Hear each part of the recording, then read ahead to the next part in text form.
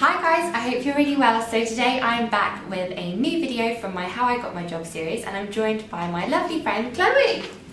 Woohoo! I also work with Chloe at Look magazine, and she is going to tell you all about her very interesting job today, and I thought it'd be a real help for anyone who's looking to get into beauty and the magazine industry to learn a little bit more about how she's done it and what she'd recommend you guys do and her kind of career journey. So here we go. Woo, woo, woo.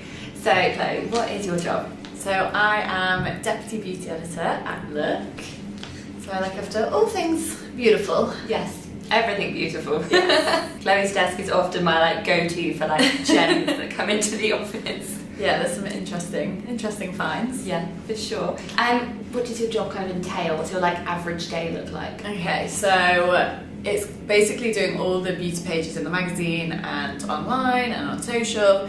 So usually starts with a breakfast, which is very nice. Nice start to the day. So yeah, so I can start by kind of meeting PRs and seeing what new beauty products they have and new launches, and then we'll come into the office and we have a meeting, which Sarah is also in. Yes, every morning. Yeah, every morning with the online team, and we talk about stories for the day, and then same for the mag, and we talk about pages, and then basically just writing pages, shooting beauty pages. Yeah, you're coordinating all your shoots. Yeah, and bits. so basically just making all the pages look pretty, writing about all the new launches, coming up with ideas of how to get anything kind of hair, makeup, skincare, everything in, and yeah, it's just a lot of talking to experts and PRs, and basically creating all the content that you then see. Which is really fun, and especially from my fashion side, I'm so fascinated by the beauty side of it and how it all comes together, because it's really a totally different. Well, it's the same when we look at fashion, when new clothes come in, I'm always like, ooh, and then when new beauty things come in, so it's like, ooh. So yeah, I think you always get a bit more excited about everyone else's. Definitely, it's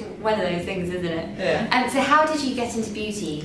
Was it something you'd always wanted to kind of base your career around? Yeah, no, so weirdly, I hadn't really thought about it. I'd always wanted to be a vet. I wanted to be a vet. Yeah, I know, it's completely, but I was full on set on my way to be a vet. I worked in South Africa for ages, with a game capture team and a veterinary assistant kind of thing. Amazing. Yeah, and it was really good. And then I had my place at university, so all ready to be packed off and do my veterinary career. And then because you have to do so much kind of work experience before going to uni, I'd done, I think it was 8 weeks or something in a veterinary surgery. I was just a bit is this something I want to do forever? As much as I love animals, it was just every day was kind of the same. So then I had a little bit of a midlife crisis at tender age of 18 and decided to completely go in a different direction, and I did English language at university. And at that point it was literally just because I was I know I can do English language, I'm good at English. So did that, and then from then it was always kind of the dream, the big pipe dream that I never thought was very possible. Well, when you don't live in London, no. And for me, I'm from Cheshire, near Manchester, so I never wanted to move to London, I never thought about it. At kind of third year of uni, I'd split with my boyfriend, I wanted a fresh start, I was I can do anything. Yeah. I was obsessed with the hills, I was I'm gonna do it. Lauren Conrad. This is gonna be my life. You definitely inspired so many quotes from Lauren Conrad. I know, so that was it really, and then from then I was okay, this is what I want to do, and that is how it began. So you moved to London from university? So no, from uni, I started emailing every single beauty editor that I could find. Did you do beauty at all at university, any paper? No, because it was all very languagey. So it was all grammar, spelling, everything. Yeah, everything. But I remember write in for those Cosmo used to do one where you could try products, and I used to test the products, and they'd send me the products and I'd do it, and I did it twice I think, and I literally thought I was a beauty writer. You were and my picture was in it, and I was oh my god, I've made it, That's I'm writing for Cosmo. Which is a really good opportunity that they offered. I don't know if they still do now. Yeah, I don't know whether they do it now, but it was amazing at the time. And then just before I graduated, I got in contact with everyone that I could find, was looking them up in the magazines and stuff and emailing them, and applied for internships, which at the time, not living in London, not having any money, I was a bit I don't know how I'm going to do it, but I'm just going to do it. And my first internship was actually Look. So I got offered my first internship. So I came down and I was living at a friend of a friend friends basically for a month because I had like a month-long placement. And then from that, for a good year, I was back and forth, like every, say, 2 weeks, coming down and interning at different places. And literally, I wouldn't know where I was staying that night. And I remember coming into work. I remember with your suitcase. to work with my suitcase, and the girls being like, Chloe, like, where are you staying? And I was like, oh, it'll be fine, I'll just find like a friend. And I had like 3 friends who lived in London at the time who must have hated me. Just on rotation. And I was literally like, please can I stay, please can I stay? My mum was like, is this really going to happen for you, Chloe? Because you don't get paid. You get all the parent chats like, my mum or my grandparents. How long are you like, going to do this for? Yeah. So it was a lot of that. Yeah. But I mean, it worked out in the end. Persevere. Yeah. So that's really cool. And then, so obviously from interning and assisting, yes. Were you freelancing? Yeah, so I used to freelance for a lot of websites and randomly a lot of American websites. I had friends who worked in America, so she used to kind of offer me freelance stuff over there. So that was quite nice as well, that I could do that when I wasn't living in London. Yeah. And then, I'd just be back and forth. And then I got my job at Sugarscape. Yes. So I used to work for a teen website called Sugarscape, which is no longer a thing, but it was the greatest thing whilst it existed. It was so great. So I got my job there and moved straight down to London, and then it kind of all took off from there. And you did so many cool things while you were at Sugarscape, didn't you? Yeah, it was so good. It was very low budget at times. Like, I remember my first interview was with this guy from TOWIE, and it was at a car wash. And I remember this he was topless, washing cars, and I had to go out with a little flip camera and just stand and talk to him, like filming him like this with this camera, like, honestly, this is real life. This is legit, I promise. Oh, that's brilliant. So yeah, then I worked there for a few years, and then I got my job here. So how long would you say it took you to get into the industry? I interned for a year, so I always say like that's kind of The standard. it kind of took hard. That is a long time, and especially during that time, once you finish university, I remember like a lot of your family are like, yeah, what are you doing? You can't just do unpaid internships for a whole year. But then sometimes you get interns and you know, you do like 2 weeks and then you're like, okay, where's my job? Yeah. I'm like, it's not that easy. So it does take ages. And then some people do like a week-long placement and then get a permanent job, and you're like, yeah. Well, the luck was For in your some favour. people, it really works It out. works out for sure. For me, it did take a while, but I think I learned a lot from doing that. Definitely. I definitely don't think, and I've never thought that that was a bad thing, that it took a while to get a permanent job, because I do think I learned so much more than if I'd have just walked into a job. And also moving around to different publications and working with different people. And you meet so many different people, so then when you go to events, you actually know other people there and your peers, because... And every place is different, that it's good to go for a few. Yeah, totally. So obviously you've worked across quite a few exciting titles. What has been your most memorable moment so far? Okay, there's been a few. I'd say, I think the most memorable moments for me are the weird celebrity stories. Yeah, which are my favourite moments to hear about. Because they're the ones that you're just like, what am I doing? How did I get here? What is happening? Yeah. So probably one that was pretty memorable was I went to interview Little Mix when they had their Get Weird album. Yeah. And on said album was a song called Hair. Yeah. So our thing that we thought would be fun to do was to get them to do my hair in a very weird style whilst we interviewed them. I definitely had Perry, and I think it was Leanne who did my hair.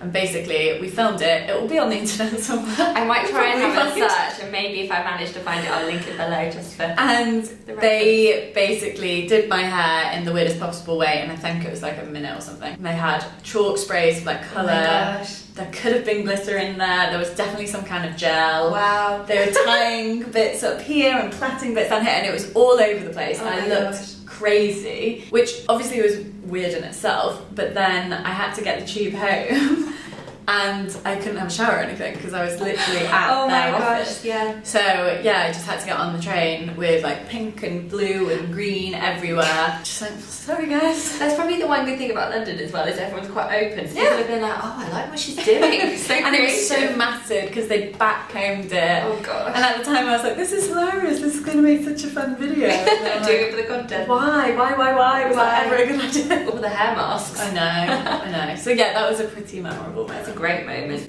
Yeah, what would you say is the most exciting project that you've worked on or been a part of or created? Again, I kind of think a lot of the celebrity things are exciting. Like I got to interview like Kate Moss and Kourtney Kardashian, people like that. Yeah. That's always going to be really exciting and nerve-wracking, but it's something that you're going to remember. Yeah. And we relaunched Sugarscape when I was there. So we did a whole redesign of the website. We got all these different celebrities to kind of record why they loved the site so much, which was really good because they genuinely did. It was one of those websites where it was nice about everyone and it was just really fun. That was really good to do, and I did all the fashion and beauty on that site, so that was a proud moment. And what would you say is your most exciting aspect of your job at the moment? What do you love the most each day or each week? I mean, it is a very exciting job. We get to travel a lot, which is definitely one of the perks. Like the places that I've been in the past year is crazy. Yeah, because you were just going away. So I've been to Japan, Italy,